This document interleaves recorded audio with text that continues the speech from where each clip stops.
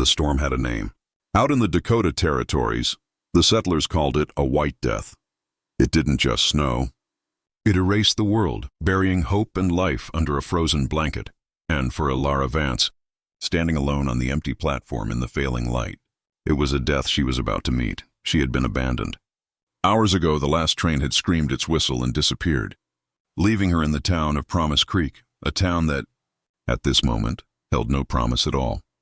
She was a mail-order bride, and the man who was supposed to meet her never came.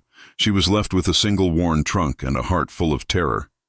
But just as the cold began to steal the feeling from her fingers, just as the white death began to claim her, a figure emerged from the blizzard. A man, more shadow than human, who would change her fate and his own, forever.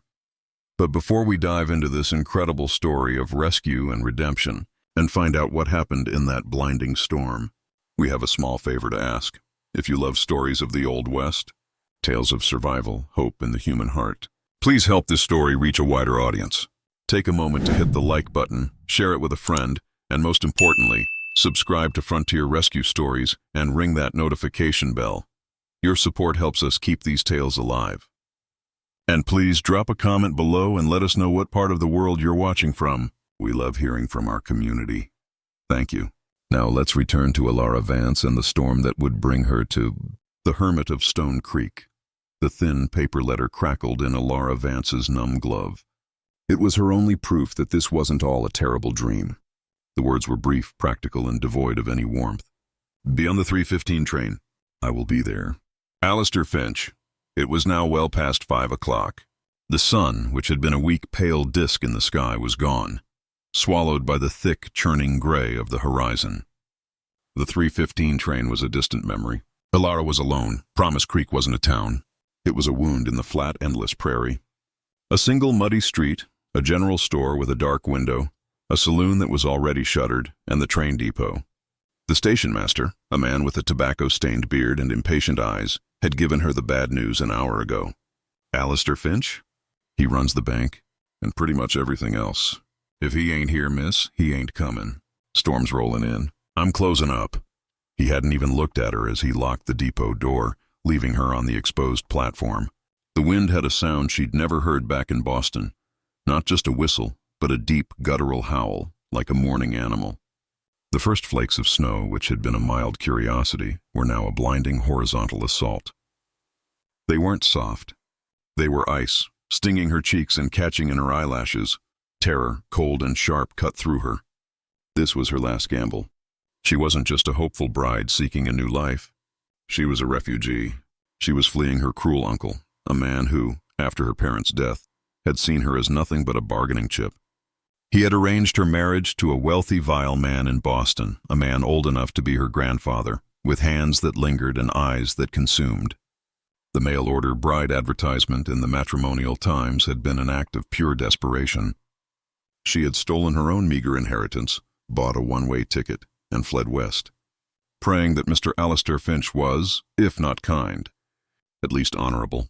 Now it seemed he was neither. She pulled her thin wool coat tighter. It was a city coat, useless against this elemental fury. She had to move. She couldn't die here. She picked up her heavy trunk, dragging it off the platform and into the street. The wind snatched her breath. The snow was already ankle-deep, and the world had shrunk to a few feet of swirling white. "Shelter," she whispered, her voice stolen by the gale. The livery. There must be a livery. She fought her way down the street, but the snow was disorienting. She passed the dark general store, then nothing, just the howling void. She turned, thinking she was going back to the depot, but there was no sign of it. She was lost. The trunk's handle slipped from her frozen glove. She fell to her knees, the snow instantly soaking through her skirt. "Please," she sobbed, but the sound was for no one. "Please, somebody!" Panic gave way to a strange, dreadful calm. The cold was no longer painful. It was heavy, a blanket. She was so very tired. She slumped against her trunk, the last bastion of her old life, and closed her eyes. Just for a minute, just to rest. Miles away, Silas Croft cursed the sky. He was a man who lived by one rule: don't get involved. For 2 years, he had lived in his isolated cabin up in Stone Creek, a place the locals avoided. He was a ghost on his own land, a man scarred by a fire that had taken his wife, Sarah, and his 5-year-old daughter, Lily. He had been in town that day getting supplies. He came back to a smoldering ruin and a silence that had never, ever left him. He shouldn't have been out. He never went out when the sky had that sick yellow look. But a trap line had needed checking, and his supplies were low. Now, he was fighting his way home on his horse, Bess, the wind trying to peel him from the saddle. He was a man of routine, and this storm had broken it. He was angry. Angry at the storm, angry at the world, and most of all, angry at himself for still being a part of it. Then Bess stopped, snorting and tossing her head. "What is it, girl?" Silas growled, leaning forward. Through the whiteout, he saw a dark shape. A lump, a lost calf, he muttered. It was just his luck. He was in no mood for a rescue. He dismounted, his boots sinking deep, and trudged toward it. It wasn't a calf. It was a trunk. And slumped against it was a person. He reached it, his heart a cold stone in his chest. It was a woman. Her face was pale as porcelain, her lips a faint, terrifying blue. Her bonnet was gone, her dark hair caked with ice. He put his gloved hand to her neck. He felt nothing. He cursed, pulling his glove off. He pressed his raw fingers against her skin. There, a pulse. Faint, thready, but there. For a single second he considered leaving her. It was the storm's business, not his. It was the world's business. But then a stray wisp of her hair moved, and he saw her face. She looked young and utterly defeated. He knew that look. He saw it in the broken mirror in his cabin every morning. "Damn it!" he snarled, the words ripped away by the wind. "Not today. You won't take this one." His solitude, his grief, his carefully constructed walls of silence, they all shattered in that one act of mercy. He was a big man, but he lifted her as if she were a child. She was lighter than he expected, a bird with frozen wings. He wrapped her in his own oilskin duster, a cocoon against the white death. He heaved her onto Bess, mounting behind her, holding her frail body against his. He left the trunk. Survival was all that mattered. He pushed through the cabin door, the wind howling at his back, and gently laid the frozen woman on the ragged cot by the fireplace. He didn't know her name. He didn't know her story. He only knew one thing. He had brought the outside world into his fortress of solitude, and nothing would ever be the same. Silas laid her on the cot, which was little more than a wooden frame with a thin mattress. It was the cot his daughter Lily had used. The thought sent a jolt of pain through him, and he recoiled, his face hardening. He turned his back on the woman, stoking the fire with rough, angry movements. The pine logs sparked and hissed, the flames leaping up, casting a dancing orange glow over the small, one-room cabin. He was a rescuer, but a reluctant one. Elara woke up in pieces. First the warmth. It was a prickly, painful sensation, 1,000 needles dancing on her skin. Then the sound, the roar of the fire and the scream of the wind outside, 2 warring beasts. She was alive. Her eyelids fluttered open. She was in a small rustic room built of dark, heavy logs. The air smelled of wood smoke, old leather, and something else. An emptiness. She saw him. His back was to her. He was a large man, his shoulders filling the space as he stood by the hearth. He wore a faded flannel shirt pulled taut over his muscles. He seemed as much a part of the cabin as the stone fireplace, immovable, rough-hewn, and silent. A small, terrified sound escaped her throat. He didn't turn. "You're awake," he said. His voice was low and rough, like gravel rolling downhill. He ladled something from a pot over the fire into a wooden bowl. He turned, and Elara had to stifle another gasp. His face, one side was marked by a puckered, angry scar, pulling at the corner of his eye and disappearing into his thick, unkempt beard. He wasn't an ugly man, but he was a hard man. His eyes were the color of the storm outside, a flat, cold gray. He crossed the room and held out the bowl. It was a thin broth, but it smelled like heaven. Elara struggled to sit up. Her body ached, her muscles screaming in protest. She reached out with trembling hands. "Where?" "My cabin," he said, cutting her off. He didn't offer his name. "You were half frozen at the depot. You've been asleep for nearly a day." "A day." She looked at the single small window. It was a patch of solid, swirling white. The storm wasn't just raging anymore. It had laid siege to the world. The sound was immense, a constant deafening roar that made the tiny cabin feel like a ship tossed in a violent sea. I have to, she started, not even knowing what she was saying. You have to nothing, he stated. He gestured to the window. No one is going anywhere. Not for days, maybe. Eat, then rest. When the storm breaks, I'll take you back to town. His tone was final.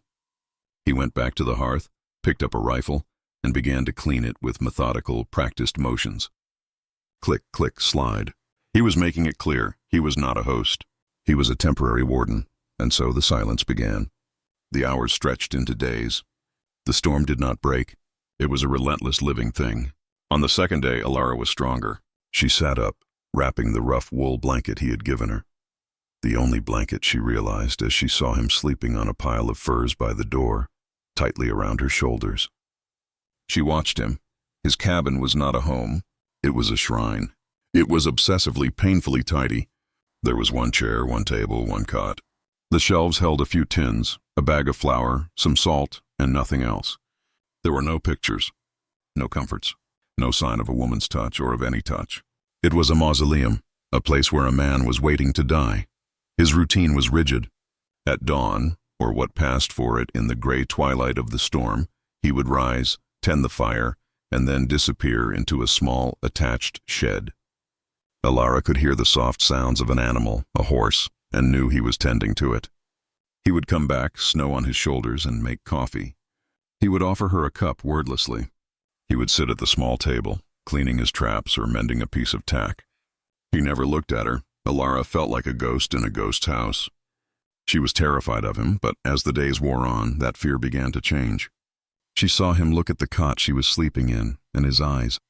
For a second, the flat gray was shattered by a pain so deep it was bottomless. He looked away, his jaw tightening. She saw the scar on his hand when he stoked the fire, an old, terrible burn. She saw that despite his gruffness, he always made sure the wood box beside her was full before he slept. He was a fortress, but she could see the cracks. He was a man drowning in a grief he refused to speak. On the third day, the wind was so loud she had to cover her ears. She was stronger. She couldn't just sit anymore. She stood up, her legs wobbly. He looked up from his work, his gray eyes instantly alert. Stay on the cot. You're still weak. I am Elara Vance, she said, her voice hoarse from disuse. It felt important to say her name, to prove she was a person. You saved my life. Why?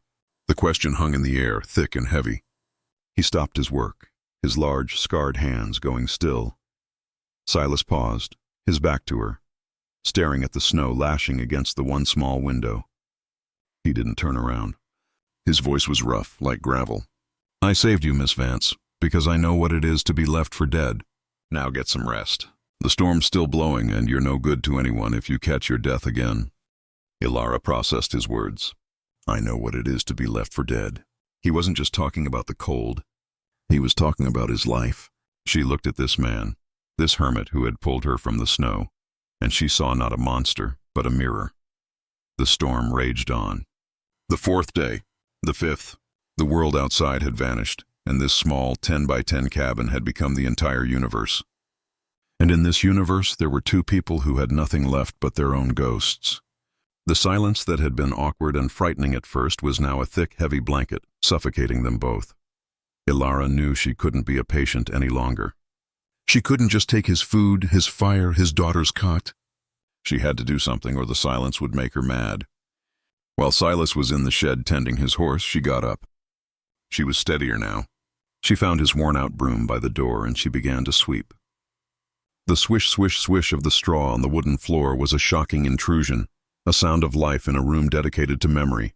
She felt a small surge of purpose. She tidied the shelves. She found his meager rations, flour, lard, salt. Her mother had taught her to bake. Her hands, still stiff and sore, remembered the motions. She mixed a simple dough, her hands working in the wooden bowl. She found a cast-iron skillet, greased it, and set the dough near the fire to rise. The cabin began to change. The scent of wood smoke and old leather was overtaken by something new. The smell of hot baking bread. The smell of home.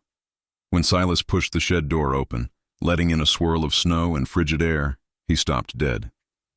He sniffed. His eyes, which were always on the floor or the fire, darted around the room.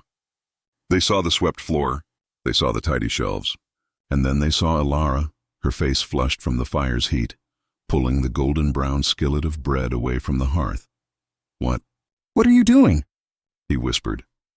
But Elara, who had been timid and frightened, was filled with a new strange strength.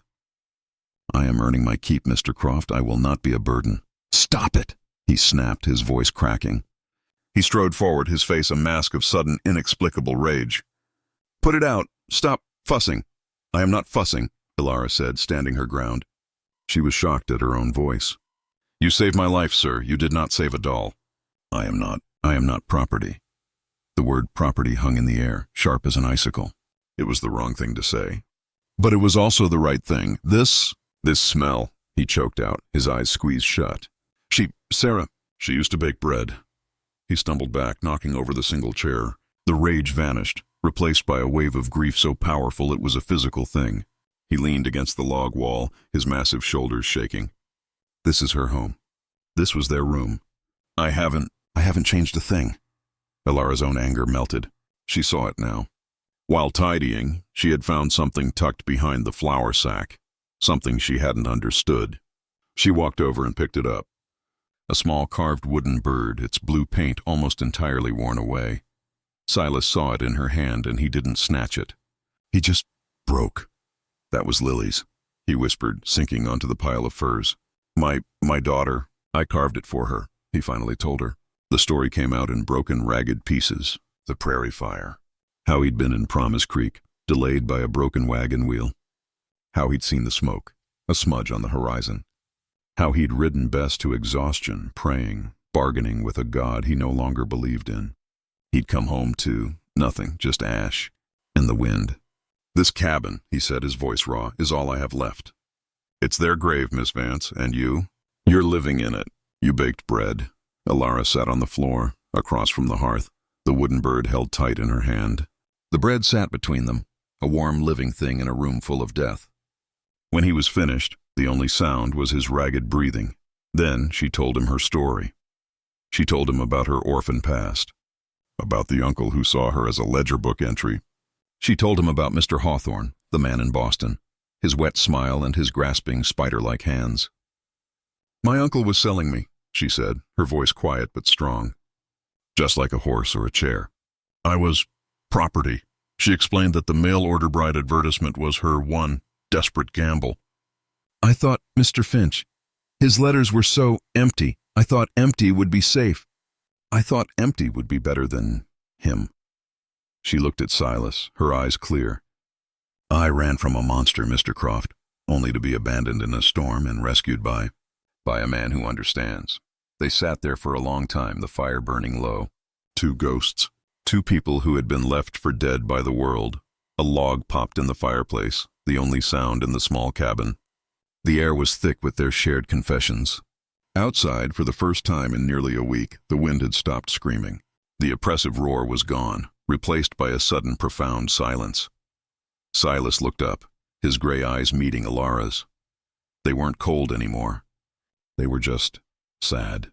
"The storm. It's broken. I can take you to town in the morning. You'll be safe there." The morning was a revelation. A blinding, painful white. The sun, a stranger for so long, was a sharp disk in a brilliant blue sky. The world, which had been a screaming gray void, was now silent, beautiful, and treacherous. The snow was piled in massive drifts, taller than a man, burying the landscape in a soft, cold shroud. Inside the cabin, the silence that had followed the storm was worse than the howl had been. The bond they had forged in the firelight, the sharing of their grief, felt like a dream. Now, in the harsh light of morning, they were just a man and a woman in a tiny room. The awkwardness had returned, tenfold. Silas was all business. He was gruff again, his walls firmly back in place. "The drifts are deep," he said, not looking at her. "It'll be a hard ride, but Bess can make it." He was packing a small satchel for her, a tin of coffee, a strip of dried jerky, and the rest of the bread she had baked.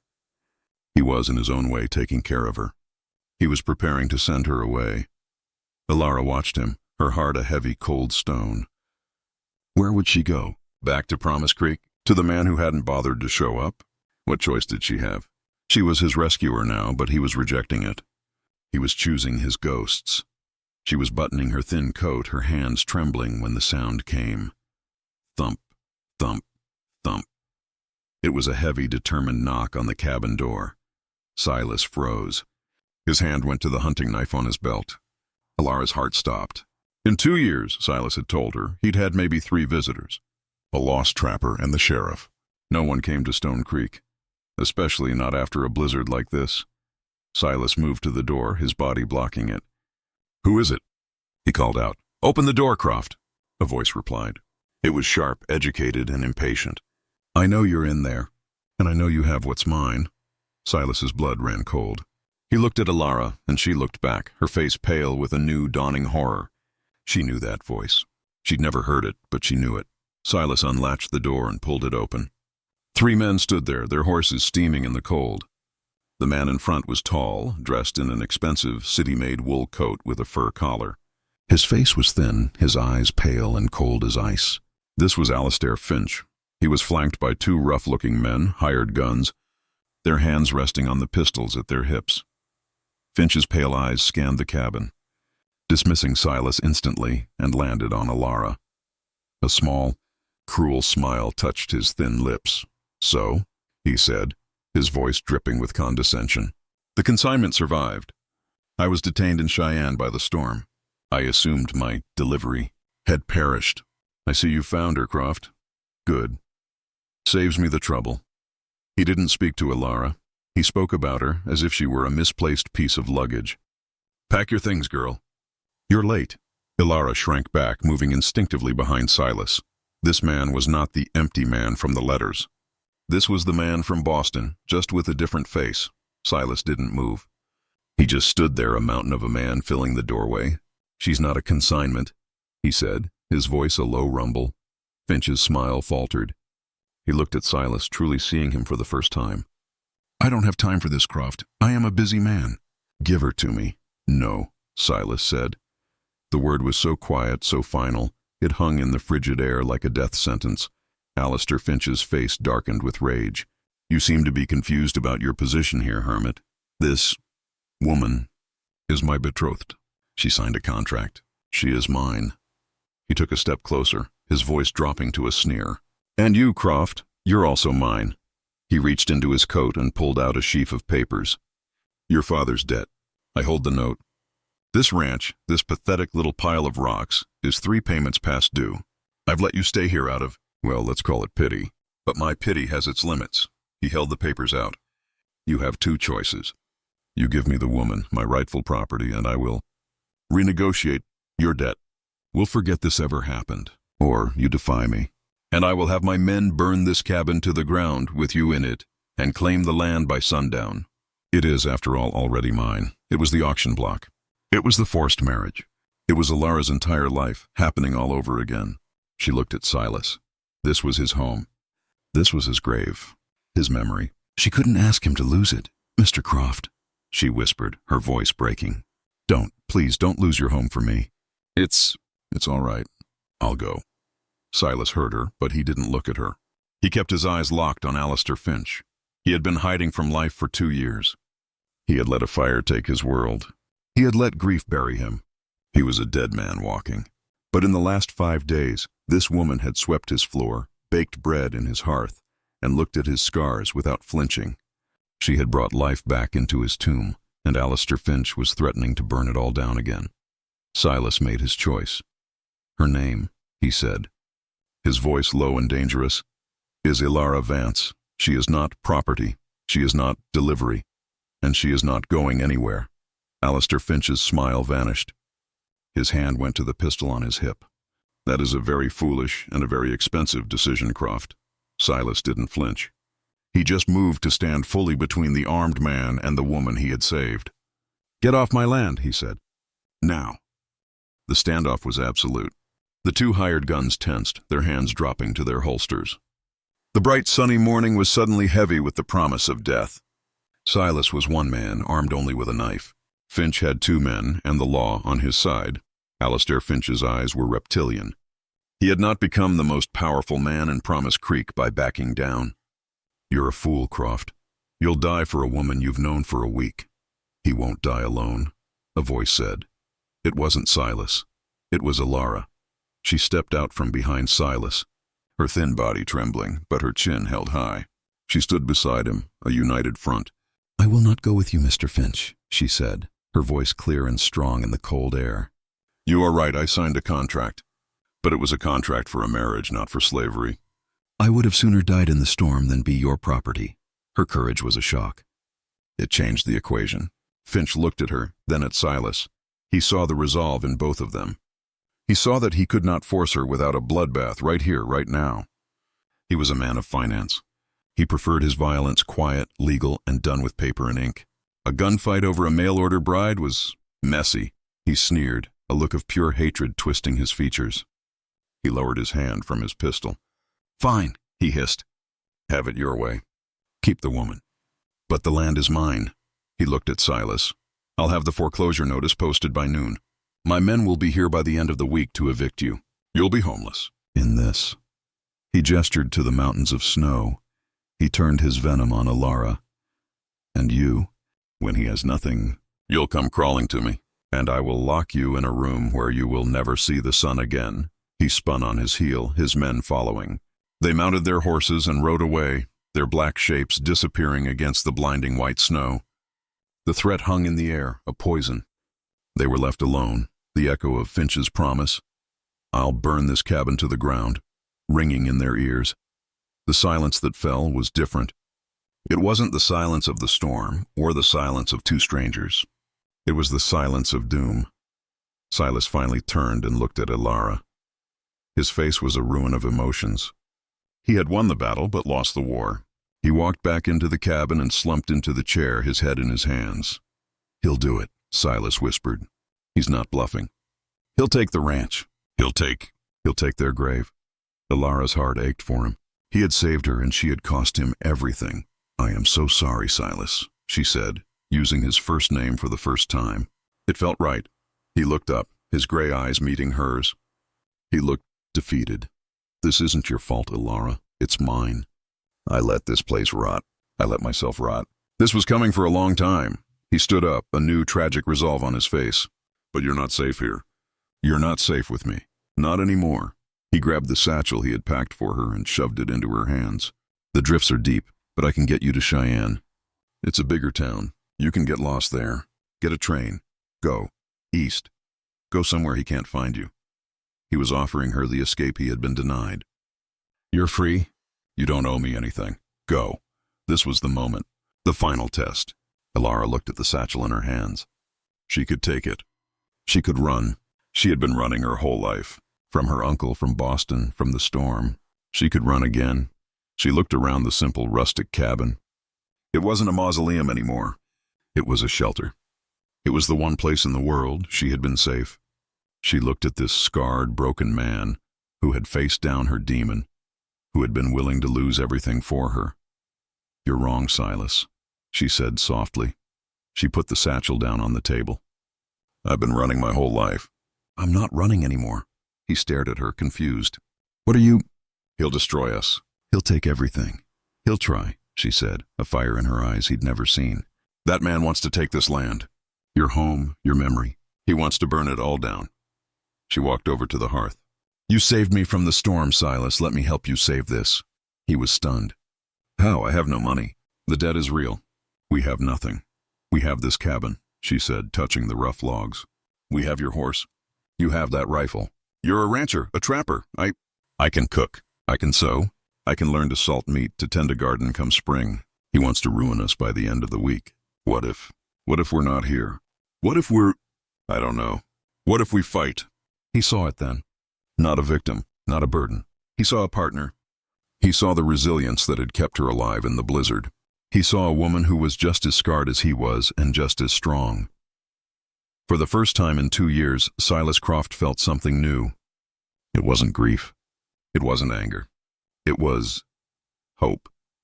He looked at her, a slow, small smile touching his lips for the first time. "He'll send his men. They're armed. Then we'll be ready for them," she said. He stood up, the full height of him, and he seemed to fill the room, not with shadow, but with light. He held out his scarred hand. Elara looked at it. The hand that had pulled her from the snow. The hand that had lost so much. She placed her hand in his. "The spring," Silas said, his voice rough but no longer empty, "is going to be a hard one." Elara gripped his hand. Her small hand lost in his, but their grip was equal. "But we'll face it together." And that's the story of the Blizzard Bride and the Hermit of Stone Creek, a tale of how two lost souls, abandoned by the world, found in each other a reason to fight, a reason to hope, and a reason to build a new life. If this story of rescue and redemption touched your heart, please do us a favor and like this video and share it with someone who loves a great Old West story. And if you're new here, we'd be honored if you would subscribe to Frontier Rescue Stories and hit that notification bell so you never miss a single tale from the untamed frontier.